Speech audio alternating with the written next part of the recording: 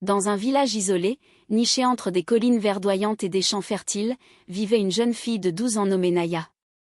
Elle était connue pour son innocence et sa connexion particulière avec la nature. Un jour, alors qu'elle jouait près d'une clairière, un vent étrange souffla soudainement, remplissant l'air de murmures. Naya, fascinée, tendit la main et sentit une énergie inhabituelle l'entourer.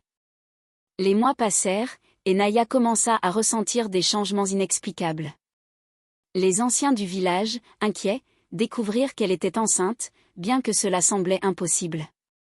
Ils conclurent que l'esprit du vent, une entité mystique connue pour ses caprices et ses bénédictions, avait choisi Naya pour une mission spéciale. Lorsque le ventre de Naya grandit, elle commença à faire des rêves étranges où une voix douce lui parlait. « Ton enfant n'est pas comme les autres. Il portera un don pour rétablir l'harmonie entre les hommes et la nature. » Les villageois, d'abord choqués, commencèrent à voir cela comme un signe divin.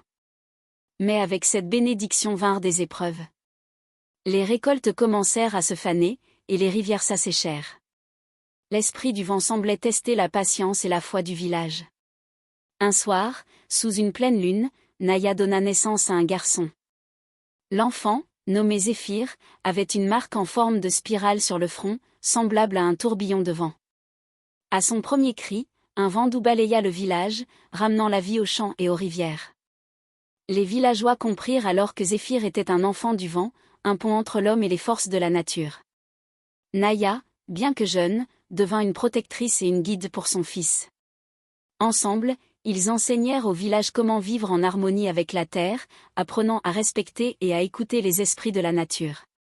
Cette histoire montre que les bénédictions peuvent venir sous des formes inattendues et que la connexion avec la nature nécessite humilité et respect.